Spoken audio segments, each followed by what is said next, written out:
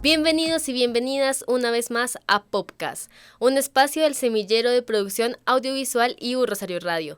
Desde ya los invitamos a que nos sigan en nuestras redes sociales como YouTube, como Pop TV y en Spotify como Rosario Radio. Soy Catalina Mesa Urquijo y los invitamos a que nos acompañen. En este episodio vamos a hablar sobre perspectivas de género desde una mirada trans.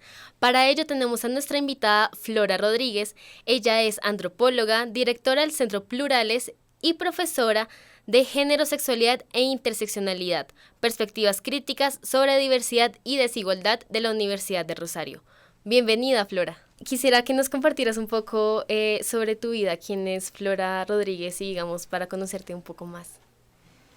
Bueno, pues soy una mujer transgénero que se reconoció como tal a partir de la pandemia.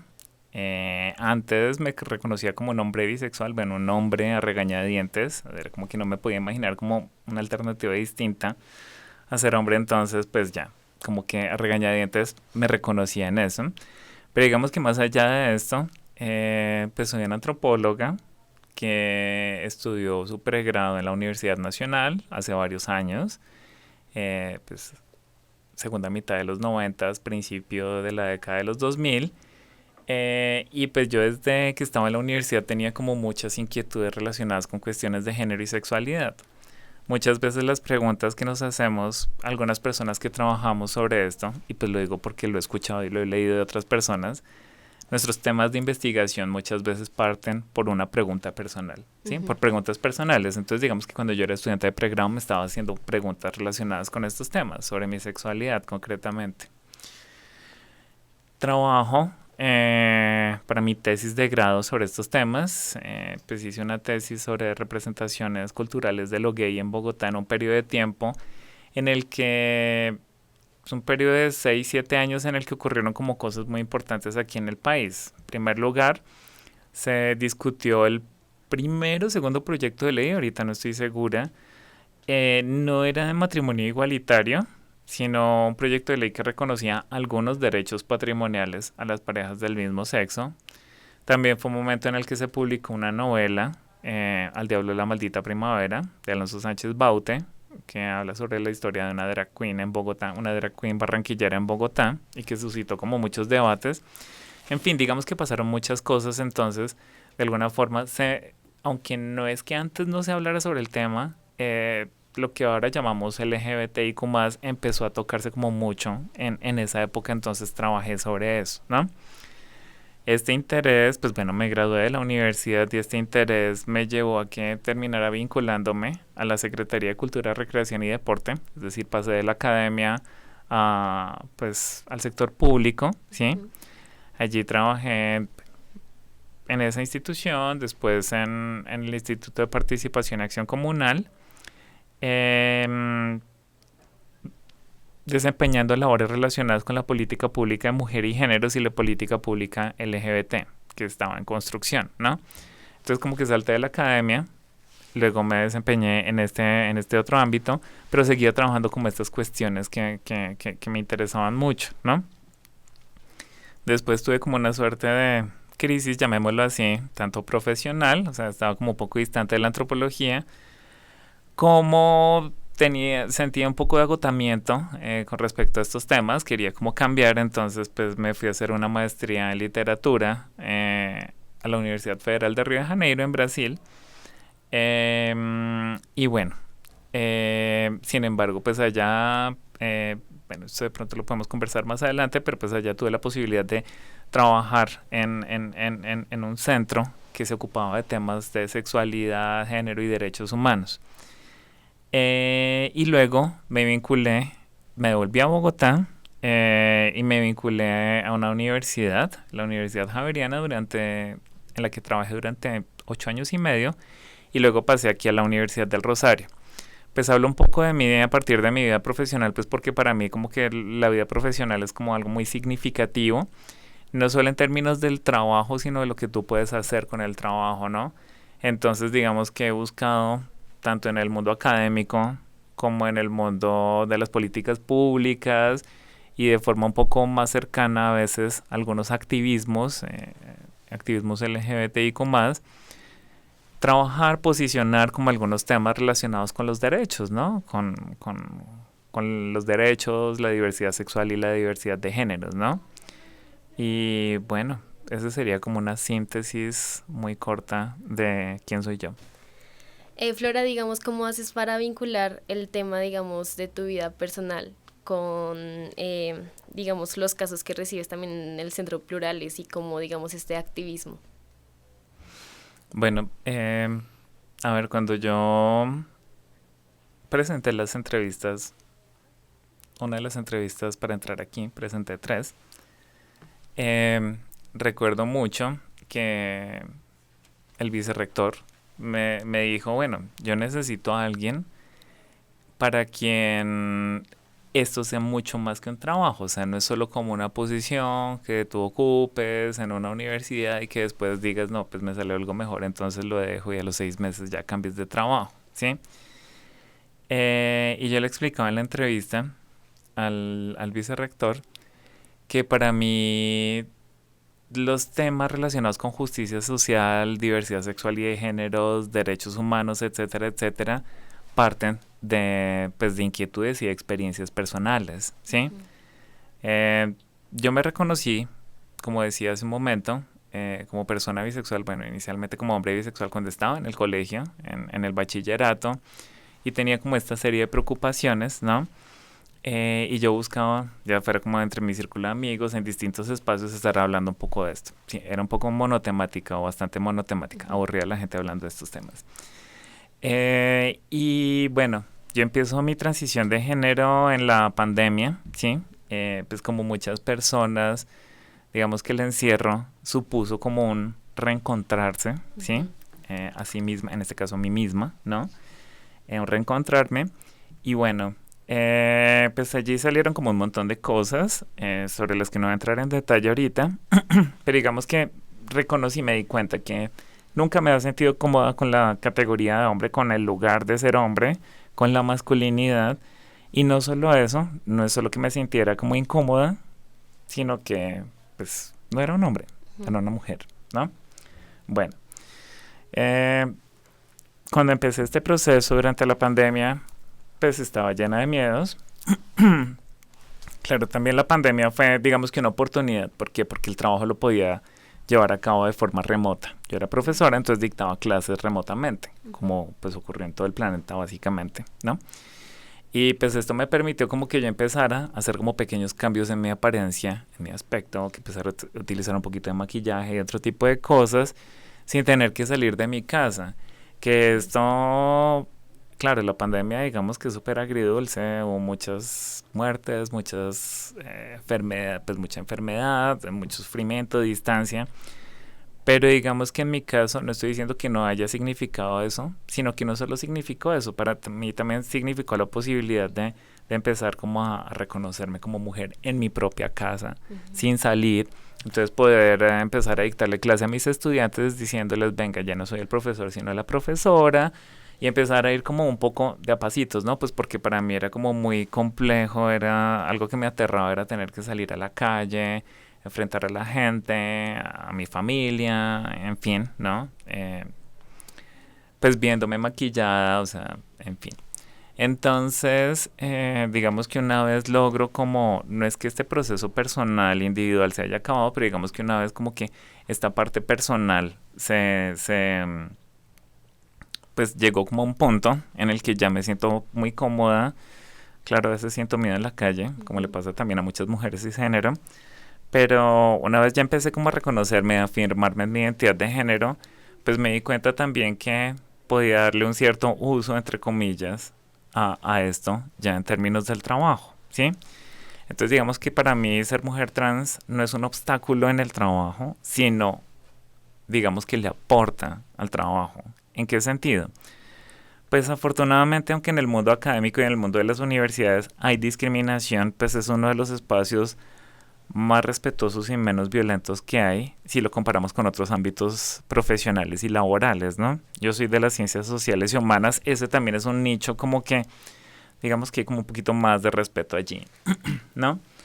Pero digamos que aparte de eso, pues para mí hacer un tránsito de género, una transición de género, ser una persona trans, pues siento que me dio como una perspectiva distinta también sobre el género. Yo venía dictando clases sobre género, pues desde que estaba en la otra universidad. Y bueno, yo creo que eso también enriqueció, digamos que teóricamente, la forma como yo pensaba las cosas y pedagógicamente, pues lo que yo quería transmitirle a mis estudiantes, ¿no? Como estas reflexiones pedagógicas. Ahora, más allá de la docencia, pues siento que es algo que yo puedo aprovechar en distintos escenarios. Por ejemplo, cuando tenemos que llevar a cabo procesos de cualificación profesoral, perdón, ¿sí? Con docentes que tomen cursos, un poco como que se informen, se actualicen sobre ciertas cosas. Y es pues como que ven a una persona trans que de pronto no saben muy bien. Hay personas que se sienten incómodas, hay personas que prefieren mirar para otro lado, hay personas que no, que yo creo que les da un poquito de ansiedad la presencia de una. Entonces decirle como venga, o sea, no se preocupe, más bien venga y le enseño, más bien venga y miramos un poco cómo puede relacionarse con una persona trans. Entonces, sin importar, por ejemplo, que para usted, que usted vea a esa persona con un determinado sexo, un determinado género, lo importante es lo que esta persona dice sobre sí misma, su identidad de género. Usted puede ver a una mujer, pero si esta persona se reconoce como hombre, entonces trátela como hombre, con pronombres masculinos, etcétera, etcétera, etcétera. Bueno, entonces digamos que yo creo que esto también es digamos que articulo como este proceso personal con mi trabajo, porque yo siento que pues a partir de eso podemos, pues no sé, como que puede impulsar pequeños cambios, pequeñas transformaciones con distintos actores aquí en la universidad, ¿no? Y pues para mí eso es clave porque un profesor o una profesora que sepa tratar a una persona trans, que no la malgenerice, que es el término que se utiliza cuando alguien emplea pronombres equivocados, ¿sí? O sea, si es una mujer trans que lo trate como hombre y viceversa, o que la llame no por el nombre con el que esta persona se reconoce, sino por su nombre legal. O sea, la identidad, digamos que no depende de un documento, ¿sí? Entonces, la identidad, damos cuenta de nuestra identidad nosotros mismos. Entonces, como que un profe aprenda este tipo de cosas y diga, bueno, no importa si mi estudiante aparece en la lista de clase con otro nombre, si esa persona me dice que se identifica con tal nombre y con tales pronombres, le empieza a tratar de esa forma. Para mí eso es una ganancia grande, ¿sí? Pues porque es a partir de lo cotidiano como empezamos a cambiar un poco como el mundo, pienso yo. Ok, perfecto. Y hablando pues un poco más sobre también temas de LGBTIQ+, que también eres, digamos, una vocera también de esta comunidad. Digamos, porque en estos temas de los feministas hay posibilidades de que también no consideren a las mujeres trans también como dentro de ese grupo. Ok. ¿Te refieres a pues el que se denomina feminismo radical? Pues ahora, porque hace un tiempo existió otro feminismo radical que no necesariamente era transfóbico, no necesariamente era transexcluyente. Bueno, a ver, digamos que como las cuestiones son múltiples. ¿Qué pasa? Digamos que el feminismo no es ajeno a la forma como operan ciertas formas de poder como la raza, la clase social, entre otras cosas, ¿sí? Las relaciones geopolíticas, ¿no? Entonces una parte importante de la teoría feminista se ha desarrollado en el norte global por parte de mujeres blancas, ¿sí? ¿Por qué señalo eso? Porque estas mujeres blancas, como suele pasar, digamos que con el norte global, consideran que su experiencia es la experiencia de todo el mundo, lo universal, ¿cierto? Entonces, para estas mujeres blancas, la realidad de las mujeres blancas era la realidad de todas las mujeres. Y con el tiempo vinieron a cuestionar estas afirmaciones feministas negras que decían como qué pena, pero usted no puede experimentar las mismas discriminaciones que yo, las mismas violencias, y yo no puedo separar el ser mujer del ser negra, les decían a ellas. Mujeres empobrecidas, mujeres migrantes, mujeres lesbianas, ¿sí? Entonces, ¿qué pasa? Digamos que existe como una suerte de feminismo más o menos hegemónico del norte que entiende el género únicamente a partir de la diferencia sexual binaria, ¿cierto? Y desconoce otro tipo de diferencias que entran en juego, pues porque digamos que es un feminismo hecho por feministas que no son tocadas por estas diferencias, ¿sí? Feministas blancas de clase media, heterosexuales, ¿no? Ahora bien, bajo esta idea de que la experiencia de las mujeres es universal, digamos que esta idea se construyó también un poco a partir de un imaginario anatómico de la diferencia sexual que consideraban binaria, ¿sí? A pesar de que existen, como señalaba, personas intersexuales, lo que pasa es que las personas intersexuales pues las operan innecesariamente muchas veces, o sea, estamos hablando de mutilaciones genitales cuando son bebés, para que se ajusten a ese sexo binario, ¿no? Entonces, bajo esta perspectiva de que ser mujer es básicamente tener útero, ¿sí? Poder concebir, poder parir, y que la experiencia de las mujeres es la de las mujeres blancas, pues se generalizó un poco esto dentro del feminismo, como esa posición de que las mujeres trans no somos mujeres, ¿no? De hecho, algunas consideran que vamos a borrar a las mujeres, no sé cómo, no me interesa hacerlo y creo que a ninguna mujer trans le interesa hacerlo. Y bueno, nos han representado como supuestos peligros para las mujeres, que hacemos de las mujeres cisgénero espacios más inseguros. Pero esto tiene que ver como con unos debates largos, básicamente, pues lo digo así escuetamente, como de mujeres blancas, heterosexuales, privilegiadas, que no ven que el ser mujer pasa también como por muchas otras diferencias sociales. Ok, perfecto. Pues ya pasando como a otro punto de vista, digamos, hay muchas personas que no conocen sobre este tema, ¿sí? Digamos, ¿cómo se pueden hacer como estas jornadas también educativas donde digamos que se puedan incluir todas las personas trans, digamos, en espacios educativos como la universidad para que ya en un futuro, digamos, salgan a la vida profesional y puedan, digamos, aprender también y no discriminar de esta manera? Bueno, pues digamos que ahí el trabajo, claro, las universidades tienen un papel importante, pero digamos que es un trabajo de toda la sociedad. Lo digo porque, en este caso no hablar de mi experiencia, pues porque yo soy una mujer privilegiada, ¿sí? Pues soy profesora de una universidad, ¿sí? Pero esto digamos que no es la realidad de la mayoría de las mujeres trans. Muchas mujeres trans terminan ejerciendo la prostitución o desempeñándose en salones de belleza. Yo creo que ambos oficios son dignos. El problema es cuando te toca elegir, cuando tienes que hacerlo, no cuando los eliges, ¿no? Entonces, digo que se trata de un asunto de toda la sociedad porque estamos hablando de desigualdades estructurales. Entonces, cuento como algo muy rápidamente.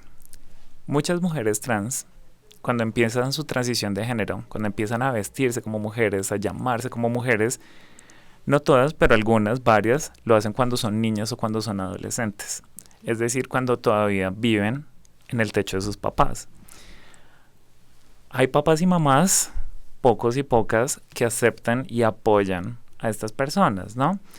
La mayoría o muchas veces lo que vemos con frecuencia es que terminan echándolas de la casa o ejerciendo violencias. Y pues una niña, una adolescente que sale de su casa, pues sale de la escuela, o sea, queda desescolarizada. Entonces aquí esto muchas veces sigue una trayectoria hacia el empobrecimiento que, como decía Diana Navarro San Juan, una activista trans que falleció el año pasado, muchas veces la transición de género de las mujeres trans termina o llega a la indigencia, a la habitabilidad de calle, ¿sí? Porque pierden las redes de apoyo, porque no tienen recursos educativos y mucho menos profesionales, ¿no?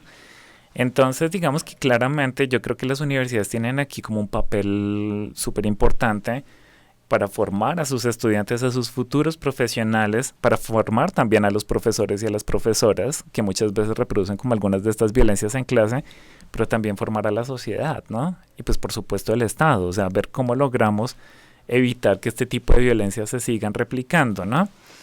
Entonces, pues bueno, eso sería como mi respuesta corta. Pues te la hacía porque tú eres la directora del Centro Plurales.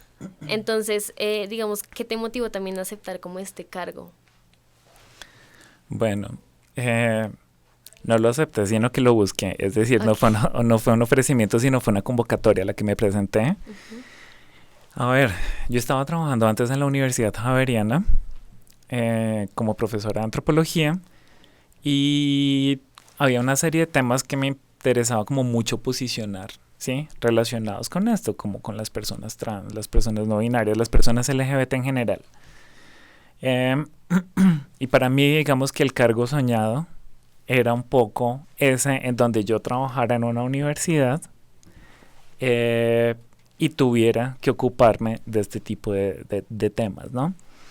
Y pues salió la convocatoria de la Universidad del Rosario para ser coordinadora del Centro Plurales. El Centro Plurales tuvo inicialmente un coordinador, pero pues lamentablemente falleció. Fue una muerte prematura, fue pues una tragedia, ¿no? Entonces después de esto, la universidad abre nuevamente una convocatoria y pues bueno, yo me presento, sigo como todo el proceso, hoja de vida, entrevistas, 3 entrevistas. Y bueno, afortunadamente quedé, pero digamos que esto de alguna forma era algo con lo que yo había soñado, ¿sí? Entonces fue como, así como dicen, ni mandado a hacer. Ujú. O sea, ya estás viviendo tu sueño. De alguna forma sí. ¿Y cómo te sientes con eso? Pues me siento muy contenta. También es desafiante, por supuesto, porque digamos que estamos en una universidad en la que estos temas, digamos que son importantes, digamos que las directivas les dan como la importancia que merecen, ¿no? Y eso es bueno, pero al mismo tiempo eso significa que hay muchas cosas por hacer, ¿no? Entonces es movernos como en muchos ámbitos, desde cosas como las que mencionaba de los baños, ¿sí? Ujú.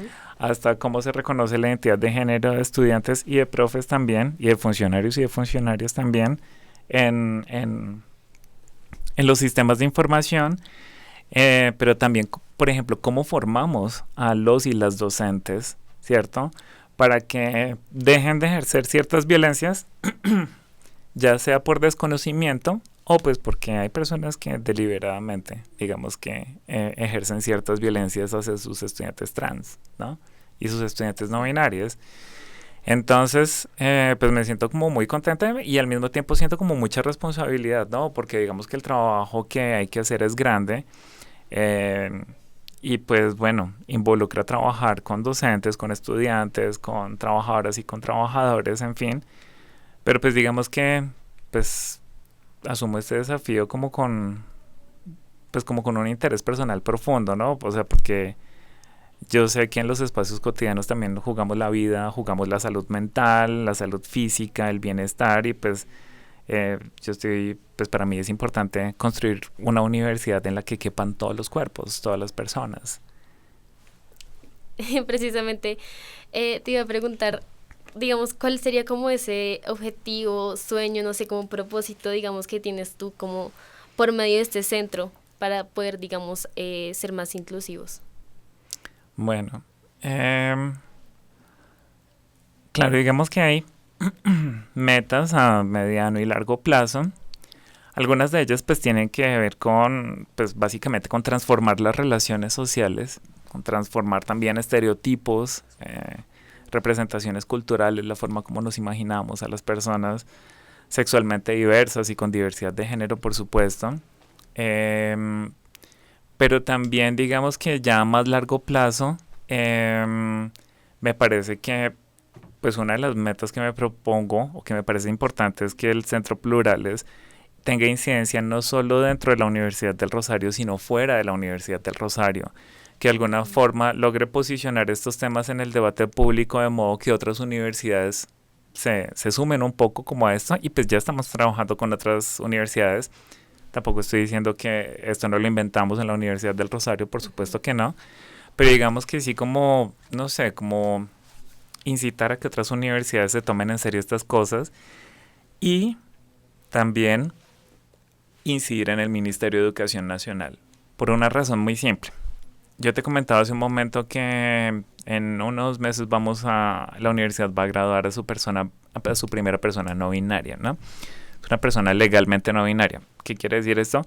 Que en su cédula aparece, en el componente sexo dice NB, no binaria. Bueno, la universidad hace una serie de transformaciones grandes en sus sistemas de información, en los diplomas, en los títulos, en todo esto, pero el Ministerio de Educación, cuando las universidades reportan tanto el número de estudiantes, de personas admitidas como de personas egresadas, el Ministerio de Educación registra esta información en términos binarios. ¿Cuántos hombres y cuántas mujeres? Y pues ahí estamos dejando por fuera a varias personas. Legalmente en Colombia existen 4 sexos, ¿sí? Es decir, yo puedo tener una cédula que diga que donde aparezca M de masculino, F de femenino, T de trans y NB de no binaria, ¿sí? 4 sexos legales, ¿sí? No es lo mismo que sexo biológico, por supuesto. Entonces, si nos ponemos a ver, el Ministerio de Educación estaría dejando personas que se pueden reconocer en esos otros 2 sexos por fuera, o sea, quedan totalmente invisibles.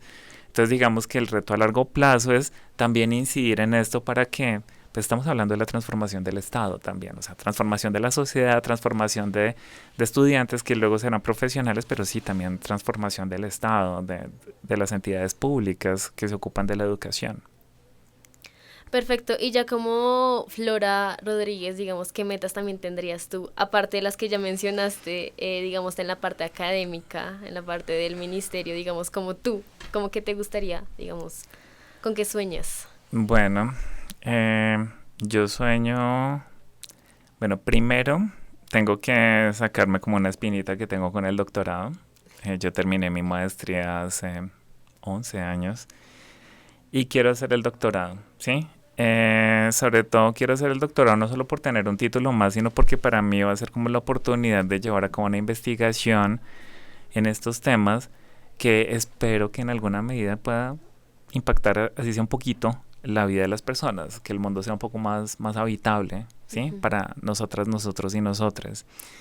Entonces, pues como en términos personales, eso, o sea, como ponerme un poco al día con mi formación académica, pero también, pues no sé, digamos que yo no soy una persona a la que le guste mucho la visibilidad, o sea, no me interesa ser como una pop star de la academia o de este tipo de cosas. Sobre todo me interesa mucho que, pues no sé, que vivamos mejor, o sea, que seamos capaces de construir un mundo en el que vivamos mejor, ¿no? Creo que la pandemia, una de las cosas que nos enseñó, aunque si nos ponemos a mirar lo que pasa en Rusia y Ucrania, parece que eso ya lo olvidamos, es que no podemos vivir cada uno por su lado. O sea, necesitamos trabajar juntas, juntos, juntes, ¿sí? La vida se apoya en eso, en las redes, en la colaboración. Eh, Personas que muchas veces desconocemos, que no reconocemos, pero pues si en el trabajo doméstico, si en los trabajos generales, si en las personas que preparan los alimentos, nuestra vida no sería posible, ¿cierto? Claro. O sea, dependemos de las demás personas. Y para mí, pues como un gran reto sería un poco como que seamos conscientes de esto y que pues pensemos, no tenemos que estar de acuerdo en todo, por supuesto, pero pues que logremos como tejer una forma de relacionarnos distinta que haga que el mundo sea más vivible, más habitable, no solo para las personas LGBTIQ+, sino para las personas racializadas, para las personas empobrecidas, para las personas migrantes, en fin, para todo el mundo, ¿sí? Eso se podría tomar como una invitación para que podamos informarnos y poder tener como más empatía también con las demás personas. Claro que sí, lo es. Y en este sentido, pues, aprovecho para hacer una cuña y sería un poco invitar a las personas a que le presten un poco más atención.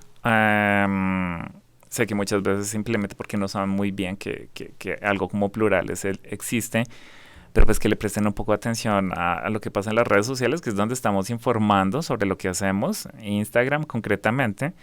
Pero no solo centros plurales, también centros como ERA Intercultural, que trabajan cuestiones étnico-raciales súper claves aquí en la universidad. La Universidad del Rosario es una de las pocas universidades que tiene una composición sociodemográfica significativa con estudiantes indígenas y afro, por ejemplo, ¿no? Y eso es importante, o sea, yo estoy convencida de que la diversidad enriquece, no es un problema, sino que enriquece el mundo, la sociedad, las instituciones.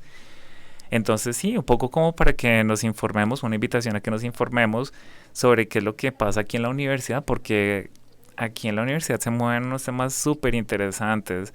Muchas veces vienen a los eventos más gente de otras universidades que de la Universidad del Rosario. Entonces, sí es una invitación como para que nos conectemos un poco con estos temas de diversidad, de equidad, de inclusión que se manejan en la universidad.